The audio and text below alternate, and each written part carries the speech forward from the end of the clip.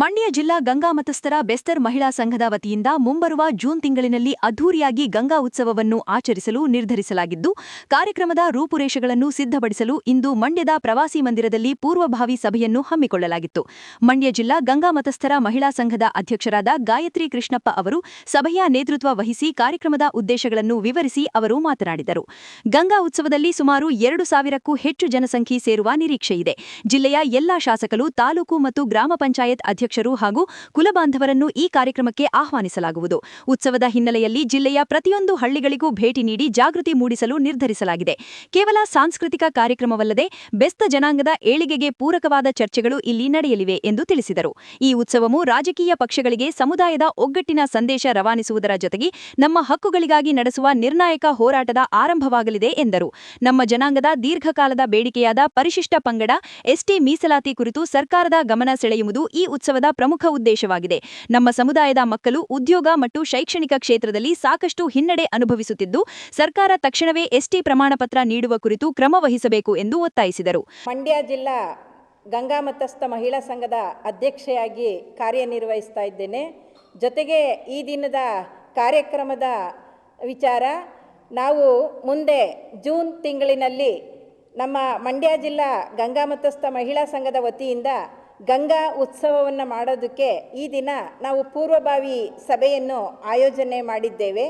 ಜೊತೆಗೆ ಈ ಕಾರ್ಯಕ್ರಮಕ್ಕೆ ನಮ್ಮ ಮಂಡ್ಯ ಜಿಲ್ಲೆಯ ಎಲ್ಲ ಸಹಕಾರ ಸಂಘಗಳ ಅಧ್ಯಕ್ಷರುಗಳು ಮತ್ತು ಉಪಾಧ್ಯಕ್ಷರುಗಳು ಹಾಗೂ ನಮ್ಮ ಕರ್ನಾಟಕ ರಾಜ್ಯ ನೌಕರರ ಸಂಘದ ಟಿ ಕೃಷ್ಣಯ್ಯರವರು ಉಪಾಧ್ಯಕ್ಷರು, ಅವರು ಕೂಡ ಈ ಸಭೆಗೆ ಹಾಜರಾಗಿದ್ದಾರೆ.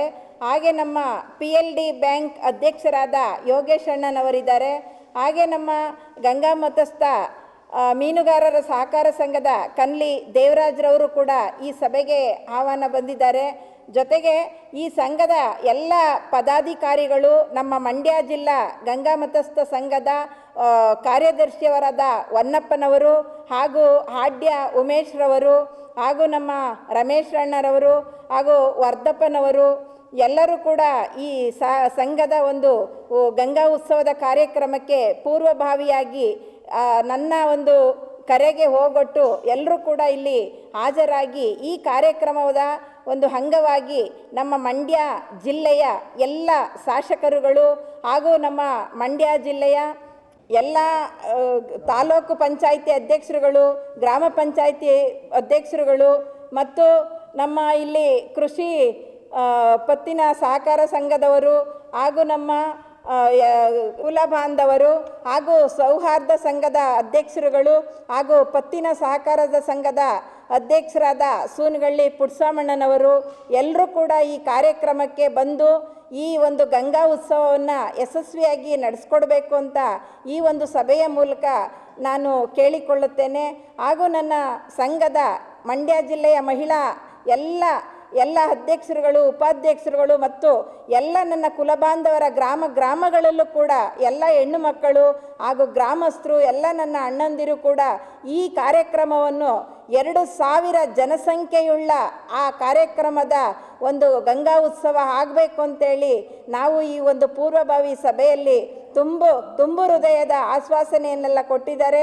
ಎಲ್ಲರೂ ಕೂಡ ನಿಂತು ಈ ಕಾರ್ಯಕ್ರಮನ ನಾವು ಮಾಡ್ತೀವಿ ಅಂತೇಳಿ ಭಾಳ ಎಲ್ಲರೂ ಮಾತನಾಡಿದ್ದಾರೆ. ಮುಂದೆ ಈ ಒಂದು ಕಾರ್ಯಕ್ರಮ ಎಲ್ಲ ರಾಜಕೀಯವಾಗಿ ನಮ್ಮೆಲ್ಲ ಒಂದು ಕುಲಬಾಂಧವರ, ನಮ್ಮ ಬೆಸ್ತ ಜನಾಂಗದ ಏಳಿಗೆಗಾಗಿ ಮತ್ತು ಮುಖ್ಯವಾಗಿ ಏನಪ್ಪ ಅಂದರೆ ನಮಗೆ ಸಿಗಬೇಕಾದಂಥ ಒಂದು ST ಜನಾಂಗಕ್ಕೆ ST ಸರ್ಟಿಫಿಕೇಟು ನಮ್ಮ ಮಕ್ಕಳುಗಳು ಯಾವುದೇ ಒಂದು ವೃತ್ತಿಗೆ ಹೋಗಬೇಕು ಅಂದರೆ ನಮಗೆ ತುಂಬಾ ಕಷ್ಟಕರವಾಗಿದೆ. ಹಾಗೆ ಸರ್ಕಾರವೂ ಕೂಡ ಮನವೊಲಿದು ನಮ್ಮ ಜನಾಂಗಕ್ಕೆ STನ ಕೊಡಬೇಕು ಅಂತೇಳಿ ಈ ಒಂದು ಪೂರ್ವಭಾವಿ ಸಭೆನ ಮುಖೇನ ನಾನು ಸರ್ಕಾರವನ್ನು ಕೇಳಿಕೊಳ್ಳುತ್ತೇನೆ. ಹಾಗೆ ನಮಗೆ ಎಲ್ಲ ರೀತಿಯ ಸೌಕರ್ಯಗಳನ್ನು ಸರ್ಕಾರ ಕೊಡುತ್ತೆ ಹಾಗೂ ನಮ್ಮ ಜನಾಂಗದ ಏಳಿಗೆಗೆ ಎಲ್ಲ ಸರ್ಕಾರ ನಮಗೆ ಒಂದು ಒಳ್ಳೆಯ ರೀತಿ ಒಂದು ಉದ್ದೇಶಪೂರ್ವಕವಾಗಿ ನಮಗೆ ಸಹಕರಿಸುತ್ತೆ ಅಂತೇಳಿ ಈ ಮೂಲಕ ನಾನು ಕೇಳಿಕೊಳ್ತೇನೆ. ಕರ್ನಾಟಕ ರಾಜ್ಯ ಸರ್ಕಾರಿ ನೌಕರರ ಗಂಗಾ ಮತಸ್ಥ ಸಂಘದ ಗೌರವಾಧ್ಯಕ್ಷ ಟಿ ಕೃಷ್ಣಯ್ಯ, ಪಿಎಲ್ಡಿ ಬ್ಯಾಂಕ್ ಅಧ್ಯಕ್ಷರಾದ ಯೋಗೇಶ್, ಗಂಗಾ ಮತಸ್ಥ ಮೀನುಗಾರರ ಸಹಕಾರ ಸಂಘದ ಕನ್ನಲಿ ದೇವರಾಜ್, ಜಿಲ್ಲಾ ಕಾರ್ಯದರ್ಶಿ ಹೊನ್ನಪ್ಪ, ಪದಾಧಿಕಾರಿಗಳಾದ ಹಾಡ್ಯ ಉಮೇಶ್, ರಮೇಶ್, ವರದಪ್ಪ, ಪುಟ್ಟಸ್ವಾಮಿ, ನಿಂಗಯ್ಯ, ಕನ್ನಲಿ ಈರಯ್ಯ, ಗಂಗಾ ಮತಸ್ಥ ಮಹಿಳಾ ಸಂಘದ ತಾಲೂಕು ಉಪಾಧ್ಯಕ್ಷೆ ರೇಣುಕಾ, ನಾಗಮಂಗಲ ತಾಲೂಕು ಅಧ್ಯಕ್ಷೆ ಪದ್ಮಮ್ಮ, ಮದ್ದೂರು ತಾಲೂಕು ಅಧ್ಯಕ್ಷೆ ವಸಂತಮ್ಮ, ಮಳವಳ್ಳಿ ತಾಲೂಕು ಕಾರ್ಯದರ್ಶಿ ಪಾರ್ವತಿ, ಸುಜಾತಾ ಮುದ್ದಗಂದೂರು, ನಾಗಮ್ಮ ಹಂಪಾಪುರ, ಶಾಂತಮ್ಮ, ಮಹೇಶ್ ಸೇರಿದಂತೆ ಇತರರಿದ್ದು, ಸಭೆಯಲ್ಲಿ ಕಾರ್ಯಕ್ರಮದ ರೂಪುರೇಷೆಗಳ ಬಗ್ಗೆ ಚರ್ಚಿಸಿ ಗಂಗಾ ಉತ್ಸವಕ್ಕೆ ಪೂರ್ಣ ಸಹಕಾರದ ಭರವಸೆ ನೀಡಿದರು.